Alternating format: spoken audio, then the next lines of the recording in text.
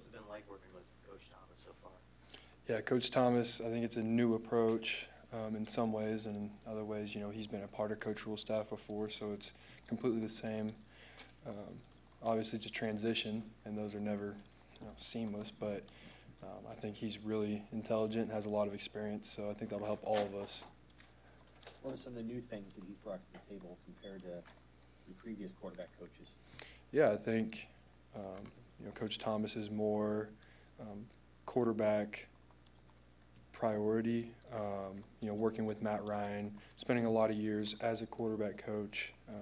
He's got different insights into mechanics, footwork, tweaking little things. So, that's been helpful for me, I know, and I think for those two young guys as well, developing them. I know the room last year was really close to QBs. Obviously, you're starting over with some new guys in there. What's it been like just getting going with that?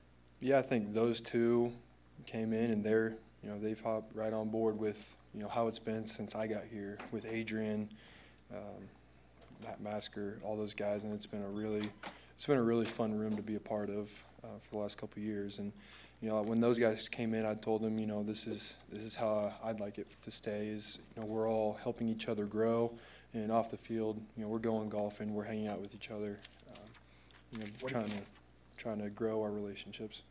What have you learned about the mechanics? What are you working on there? Yeah, I mean, a lot of the things last year that resulted in, accuracy, I wouldn't say issues, but, just some things that even against Michigan, batted balls, dropping the elbow down a little bit. So, that's something that Coach Thomas and I have been working on, and I'm going to continue to work on this spring into the summer. And I think that'll help a lot with, some of those issues that I had last year that hopefully just improve. Sometimes when golfers retool their swing, it takes them a while to get the ball to go where they want. Is that what you're going through right now as you work through your mechanics throwing the game? A little bit, yeah. And, that's a funny analogy because I was talking to my godfather yesterday, and he was talking about that too, where, I was saying, it's funny, like I've been working this whole winter on, fixing just like these little things, but then you get into the heat of battle and you go back to what you know. And so, when we go into 11 on 11 sometimes, I go back to some of those bad habits. And so a lot of that's just trying to get reps outside of 11 on 11 and being intentional of when I can in that live period of knowing this is what I need to work on. And so working on those things, that's a blessing being second year in this offense. Some of these plays I could run with my eyes closed, call them with, 95,000 screaming. So that's a blessing. Physically, what have you learned just about playing the position at this level? Just the beating you maybe took last year and how that maybe changed your approach with how you want to play going forward? Yeah, I mean, it hit Illinois last year, and I was starting to feel all those hits racking up. Just some little injuries that all of a sudden they blew up into bigger ones that resulted in me, not being at the top speed that I should be to have the explosive plays that I had earlier in the year. And, every now and then, I'd bust one out like Michigan State. But I think I wouldn't say that I want to change my style of play. I still want to be a physical downhill runner that punishes, but at the same time being smarter with my body, knowing when to be that runner and when maybe, if I get the first down, maybe just get out of bounds, don't take an unnecessary hit. So I think all that experience from last year will carry over and have even more this year. What do you think of some of those receivers you're throwing to, Banks and Air being here? We've heard a lot of that from Demetrius Bell, too. Mm-hmm. Yeah, I mean, Isaiah and obviously D. Bell, he was here last year, second year in the offense. He's grown a lot. And then, the two older guys, those guys are really big, really fast, and, great ball skills. So it's hard to miss them, even with our offensive line. You can kind of see them just through the cracks, and that makes it easier on us, anticipating windows. And even, obviously jump balls with big guys like that are a lot easier. But, those guys bring a lot of experience as well, which helps our room, or our quarterback room, especially with, a younger room, but then also the wide receiver room. What's your what's your perspective on the way that the coaching responsibilities shifted, having a new quarterbacks coach, having Sat, who is still a part of your conversations but isn't coaching your position? How do you feel like it can impact the offense? I think for us, it kind of feels like we just doubled the amount of coaching that we have, because we still go to Coach Sat a lot. He's our offensive coordinator. He calls the plays. He's talking to us. But at the same time, we have Coach Thomas now, who's like another coach.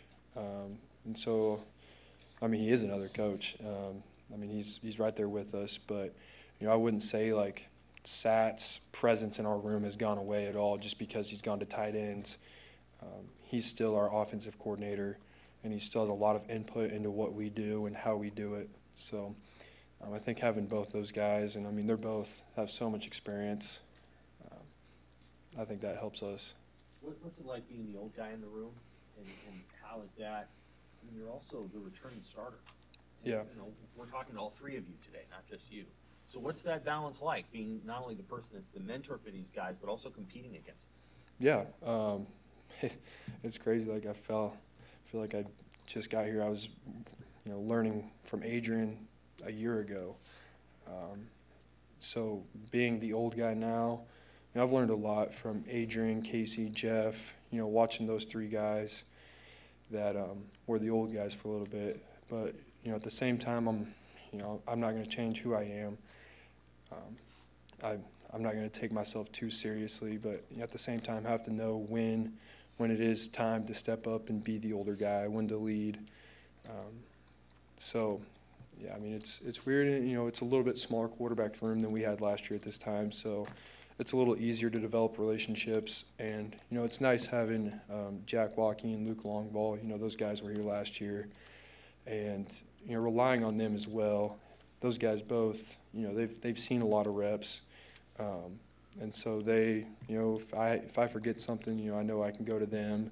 And, Dylan and Danny are starting to come along too, to the point where, if, maybe, we have a question during a meeting or something, I can, hey, did you get that or something? Those guys are really mature. I'm really proud of them for how they've approached this spring and this winter. So. One more. Heinrich, what have you learned about those guys in those off-the-field hangouts that you talked about, trying to build that chemistry? Yeah, I mean, they're both just 18, 19-year-old guys. We, go golfing, like I said, just, having a good time. When we're out of here, we all try to just relax, have fun, and, whatever it is. They're really fun guys to be around. And, can't wait to grow relationships with both of them. I have to ask, what led to the Rattlesnake boys winning day one? That's your team that you're leading, so what led to that? Yeah, so, I mean, the Rattlesnake boys, we've been, it's been complimentary football. It's tough because you don't see your defense because obviously, you're on other fields. And so it's kind of a surprise when you all come together at the end and you ask them, hey, how'd y'all do? Because it's not like regular where you're watching them. So it's been really, really complimentary. Day one, we had a decent day on offense, and they were lights out. And then, I can't spoil the results for what happened Tuesday or today, but, it's just been back and forth, us lifting each other up. So I think hopefully that continues and Rattlesnake boys can come out on top. Okay. All right, thank you guys.